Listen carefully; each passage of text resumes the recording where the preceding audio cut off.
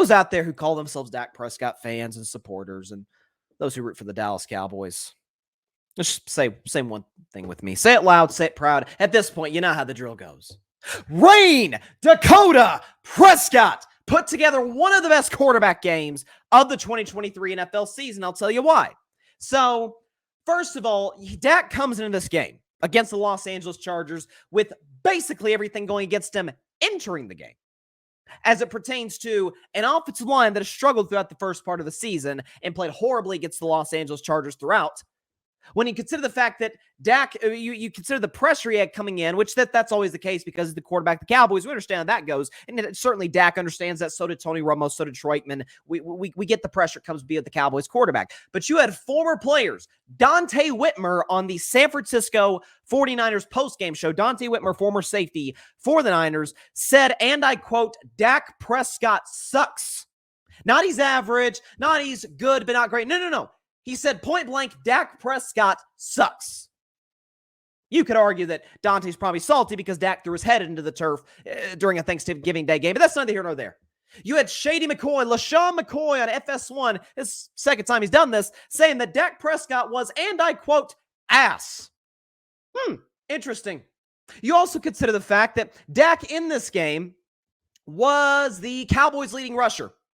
Not Tony Pollard, not Rico Dowdle. No.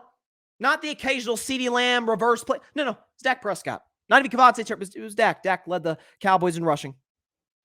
When you consider the fact that he was facing a team whose offensive coordinator, Kellen Moore, the narrative coming to this one was, oh boy, now that Kellen Moore's got Justin Herbert, he's going to, and now Dak Prescott's got Mike McCarthy, more on him in just a moment. Dak Prescott's got Mike McCarthy. He no longer has the safety net of Kellen Moore to put him in position to make plays. Now Kellen has the better quarterback in Justin Herbert, more on him later as well. And Dak was so great, and Kellen Moore struggled. You all consider the fact that he was dealing with, I guess I was wrong on this one, folks. I'm going to have to admit I was wrong on this one. I thought Mike McCarthy would be an upgraded play caller over Kellen Moore. He's not. He's bad in his own way. Kellen was too cute. Mike's too conservative. That's how it goes. Mike McCarthy, 8 seconds left of the half. Cowboys tied the Chargers 7-7. Down in the red zone, and Dak Prescott is feeling good. He's playing pretty well. Hasn't turned the ball over. They get it down the red zone. 8 seconds left with a timeout, mind you. And Mike McCarthy, when the game clock operator stops the clock accidentally, assuming Mike is going to call a timeout because the Cowboys' previous play had ended in bounds. And you see your thing, okay, McCarthy's going to take a shot at the end zone. If it doesn't work, kick the field goal, go into halftime up 10-7. And McCarthy says, no. Hey, ref. Hey, come here, ref. Hey, wind the clock down to 3. Like, forget giving my quarterback who makes $40 million a year. Forget giving him a shot at the end zone. We'll just take the 3. Despite his offensive coordinator not believing him, despite the fact that the playbook, and we saw this in the film last week against San Francisco, is so vanilla, is so predictable, it's easy. Even Brandon Staley, one of the most clueless head coaches in the league, I thought actually put together a decent game plan coming off a bye. I didn't think Brandon Staley, as much as he's been a liability, and he's not the coach for the Chargers moving forward, there's no question about that. I didn't think Brandon Staley was the reason the Chargers lost, or even a primary reason he lost. Actually put together a pretty good game plan. Why? Because Mike McCarthy put together a horrendous game plan as it pertains to again, not putting together creative run plays. CeeDee Lamb, Dak Prescott and CeeDee Lamb were on the same page often. It wasn't because of good play calling. Dak Prescott having to make plays out of the pocket. He's breaking sacks. He's not turned the ball over. He's taking shots down the field. God forbid. Oh my goodness, he missed a throw at the end to Tony Pollard. Oh my, okay, so we can now confirm live on Carving It Up. We have breaking news. Dak Prescott is human. I cannot believe I have been, maybe that's why he has a bad game every so once in a while. But that aside as well.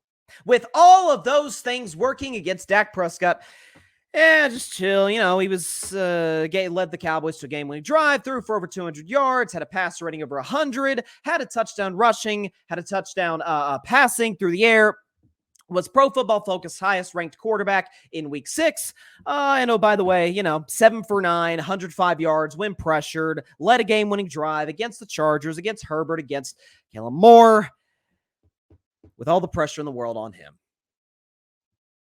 without good play calling, with conservative coaching, with poor clock management, with no running game, with the fact that until the last 2 minutes, the best defensive player for the Cowboys was a no-show again.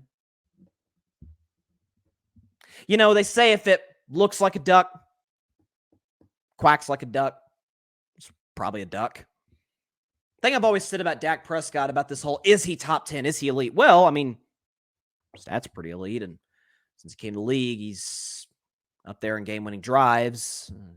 He's consistently in the playoffs year in and year out. And the Cowboys are abysmal offensively when he's out of the lineup. Just check the numbers dating back to 2020. And even last year when Cooper Rush was in the lineup, the Cowboys went 4-1. It certainly, sure as heck, was not because of their offense. It was because of their defense.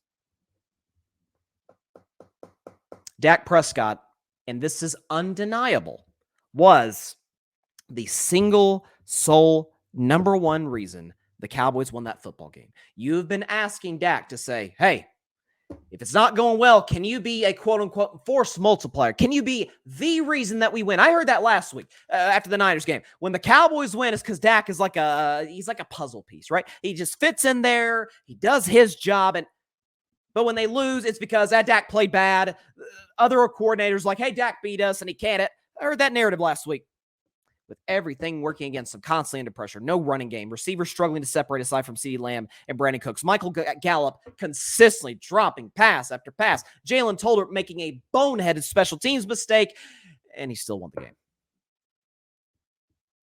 Is Dak Prescott Patrick Mahomes? No, nor will he ever be. Or Joe Burrow, or Trevor Lawrence. He'll never be those guys. Those guys are, to me, those are the three best quarterbacks of sport. Those are guys who you could put just about anything around and you almost always be competitive. Those three are in a class by themselves. Mahomes, certainly. Mahomes is the face of the league, of course. But Jalen Hurts, who you guys know I love, bought into Jalen Hurts last season, and Micah Parsons sort of alluded to this in his podcast. That's kind of been the national discussion today. Micah Parsons said, hey, Dak plays great. Crickets. Dak plays awful. Oh, my gosh. The Cowboys got to move on. Can't give an extension. Emmitt Smith, the great Emmitt Smith, who I have all the respect in the world for. Certainly is a higher football elect than I. No question about that. But even Emmitt Smith and many others said, I wouldn't give Dak the extension. I wouldn't. And then Emmitt didn't take any big shots at Dak. That's his quarterback. That's Cowboys quarterback. But he's like, probably need to go in a different direction. Meanwhile, Jalen Hurts throws 3 interceptions against a Zach Wilson quarterback team, including one that literally cost them the game. If Dak Prescott does that, are we having a different conversation today about him as opposed to the one we had about Jalen? I'm not saying we should rip Jalen all week because we shouldn't, but we also shouldn't rip Dak all week as well. For the record, Dak in the last 3 years, check the numbers. Don't take my word for it. Just check the numbers. Has been better than Jalen Hurts. This year, he's been better than Jalen Hurts. By the way, Brock Purdy. Love Brock Purdy.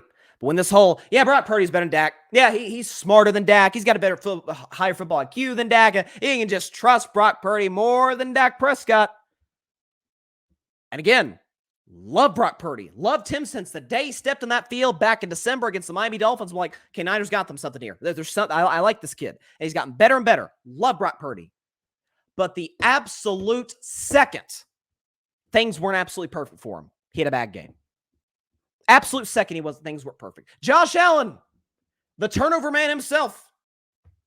Second straight week for the Bills. They've had a grand total of 7 points in the last 5 minutes of the game. Dak Prescott against the Giants, in the past, let's see, he has not lost to the Giants since the Obama administration.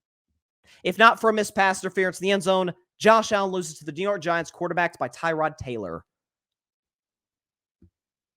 My point about this all is, given what he did the other night against the Chargers, given what he did against Justin Herbert, against his old OC Kellen Moore, who I was lectured was the reason for the Cowboys' offensive success with Dak. All that. Dak said, no. Hey guys. Hey, Micah. Hey, McCarthy. Hey, everybody. Hey, Cowboys Nation. I got y'all. Just get on my back. I can turn the ball over, be smart with my legs, make plays in and out of the pocket, make throws in the pocket, convert on third down, be great in the red zone. I got this. And that's what he tends to do. When the moment's big, win or lose, Dak tends to play pretty well. Forgive him if he maybe doesn't play so great against the most stacked defense in the NFL, the San Francisco 49ers, who I did a segment on last week. It was actually last week's edition of Carving Up the Context.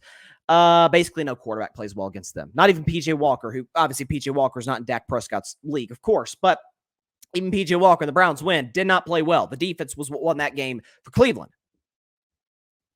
My point in all this is, and I knew this would be the case after that Monday night game, like, let's see if that energy is the same. Not really. There were a few out there that said, hey, you know what, Dak Prescott played well, give him his flowers, give props to him. But most like, yeah, he played good. But the Chargers, they have that good of a defense. Funny, we didn't do that when Tua played well against them. You notice that? Anytime a quarterback plays well against Chargers, look at them. Look at them making all these throws, as we should for the record. When Dak does it, who cares? Yeah, we'll win in the playoffs, Dak. Well, he can't win in the playoffs. It's week 6. It's kind of hard to do that right now. Hats off to Dak Prescott. He was truly, and I mean truly, special and undeniably the main reason the Cowboys won that football game. Special teams tried to screw it up with Jalen Tolbert.